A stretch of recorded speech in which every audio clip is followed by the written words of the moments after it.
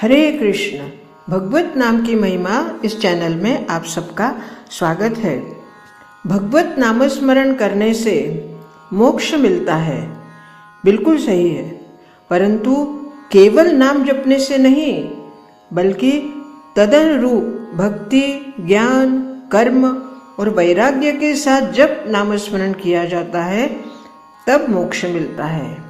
भगवत नाम लेना, भगवत नामस्मरण करना और जप करना, ये तीन अलग बातें हैं। तो भगवत नाम लेने के पीछे जो एक विधान है, उस विधान के अनुसार नाम लेने से ही मोक्ष मिलता है। हालांकि सिर्फ नाम लेने से हमारा पुण्य कर्म संचित होने लगता है और उस पुण्य कर्म के आधार पर हमारा अगला जन्म और भी अच्छा होता है। नाम जपने से क्या होता है? नाम जपने से मन शुद्ध होता है, जन्म मृत्यु के चक्र से मुक्ति मिलती है और अंत समय में प्रभु के स्मरण से आत्मा को परमात्मा से एकाकार होने का अवसर मिलता है या आत्मा एकाकार हो जाती है।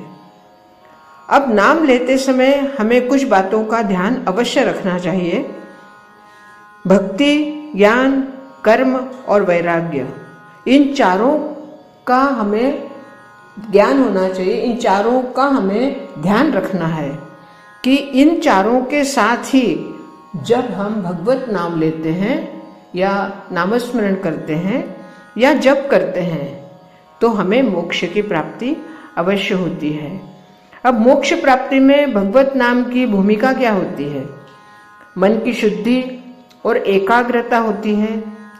नाम जपने से नकारात्मक ऊर्जा तो दूर होती ही है, परंतु मन की जो पवित्रता है वो और अधिक प्रखर हो जाती है और सत्य के दर्शन का मार्ग खुल जाता है।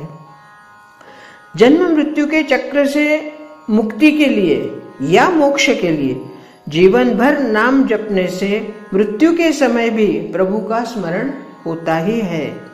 अगर आपने अपने आयुष्य में शुरू से, बचपन से या युवावस्था से या जब आपको जाग आए तब से अगर आपने नामस्मरण किया है तो निश्चित मृत्यु के समय आपके हृदय से नामस्मरण अवश्य निकलेगा और आप नामस्मरण अवश्य करेंगे। नामस्मरण भक्ति और प्रेम का मार्ग भी है। जैसे हम राधा कृष्ण कहते हैं, सीताराम कहते हैं, तो ये नाम जो हम लेते हैं युगल नाम, इनमें भक्ति और प्रेम दोनों का समागम होता है। मन में, हृदय में प्रेम भी समाता है और भक्ति भी होती है। तो युगल नाम जब हम लेते हैं भगवान का, तो प्रेम और भक्ति ये दोनों का समावेश होने की वजह से उस नाम में कुछ अधिक शक्ति आ जाती है या उसकी ऊर्जा जो होती है वो बहुत अधिक प्रखर होती है, या उसमें जो चेतना होती है वो चेतना हमारे मन के विकारों को दूर करती है। अब भगवत गीता में जिस तरह से हमें संदेश भी मिलता है और भगवान श्री कृष्ण यही कहते हैं और कई बार कहा है कि सभी धर्मों को छोड़कर, अर्थात कुछ भी करने की आवश्यकता नहीं, अपना कर्म करते रहो, परंतु उनकी शरण अवश्य लेते रहना। जो भी काम करो भगवान को अर्पण कर देना। निष्काम भक्ति और नामस्मरण यही सबसे बड़ा उपाय है। अब मोक्ष प्राप्त करने के लिए कैसे करें? सबसे पहले तो निष्काम भक्ति होनी चाहिए।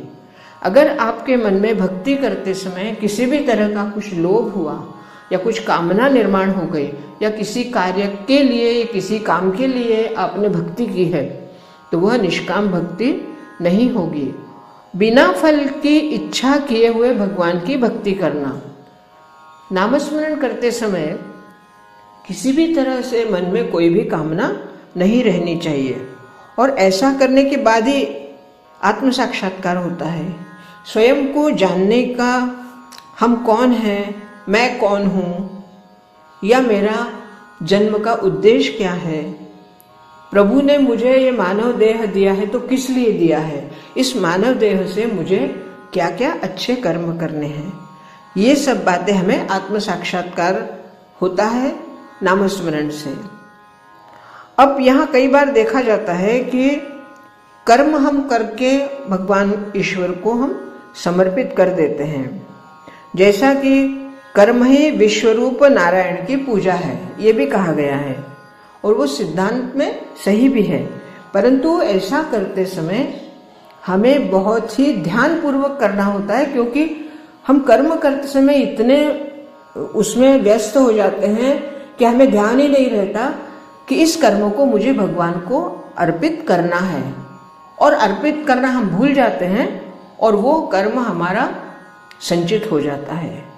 ऐसा करने के लिए, जैसे कर्म को भगवान को अर्पित करने के लिए आपको अपने आप को सिखाना पड़ेगा कि मुझे हर कर्म, प्रत्येक कर्म मुझे भगवान को अर्पित करना है। ये अभ्यास जब आप करेंगे तब आपका कर्म भगवान को अर्पित होते जाएगा। अब जहाँ पर नाम की बात आती है तो वह श्रद्धा, उसके साथ साथ नियमितता होना आवश्यक है। कई बार हम देखते हैं कि कभी नाम लिया, कभी नहीं लिया, याद आ गई तो नाम ले लिया, या तो अपने काम में व्यस्त हो गए तो नाम लेना ही भूल गए। तो ये जो अनियमितता है, ये नामस्मरण में कभी भी उपयोगी नहीं होती। अगर नामस्मरण करना है तो काम करते समय हर पल जिस तरह से हम श्वास लेते हैं, श्वास छोड़ते हैं, बस उसी तरह भगवान का नाम हमें लेते रहना है। और ऐसे समय में जब हम अपना कर्म भगवान को समर्पित कर देते हैं, हमारा कर्म के प्रति जो हमारा त्याग है वो हमें निर्माण होने लगता है, क्योंकि यही नामस्मरण का फल होता है कि हमारे प्रत्येक कर्म का हम त्याग कर देते हैं। अर्थात कर्म करना है क्योंकि हम मनुष्य देह मिला है, गृहस्थी में रहते हैं या गृहस्थी में नहीं भी रहते हैं, जैसे कोई अकेले हैं या किसी ने गृहस्थाश्रम छोड़ दिया है, वानप्रस्थाश्रम ले लिया, या जो भी है, लेकिन जो कर्म हम कर रहे हैं उस कर्म के फल का त्याग करना, उसको ही कई बार हमारी साधारण भाषा में कहते हैं कर्म का त्याग करना। और ऐसे होने के बाद ही भगवान की शरण में हमें स्थान मिलता है या भगवान की शरण मिलती है। अब सब बातों की एक बात अगर हम कहें तो भगवत नाम मोक्ष का एक शक्तिशाली साधन है और अत्यंत सरल विधा है। भक्ति और जीवन पद्धति के साथ मिलकर हमें परम लक्ष्य तक पहुंचना है, और उस परम लक्ष्य तक पहुंचने का साधन है नामस्मरण। भगवत नाम की महिमा इतनी अगाध है, एक बार आपको नामस्मरण का अभ्यास हो जाए तो आप अगर किसी से बात भी कर रहे हैं तो आपके अंदर, आपके श्वासों में भगवत नाम चलता रहता है। एक बार आप भी इस अभ्यास को करके देखिए। जैसे आप अभ्यास करते जाएंगे, धीरे धीरे आपके श्वासों में, आपके श्वास लेने में, छोड़ने में, आप किसी से बात कर रहे हैं तब भी आपका अंतर में नामस्मरण चलते रहेगा। और यही भगवत नाम की महिमा है कि नाम लेते लेते व्यक्ति, मनुष्य उस भाव विभोर हो जाता है और अपने ही कर्म के साथ उस भगवान के चरणों में लीन होने लगता है। हरे कृष्ण हरे कृष्ण।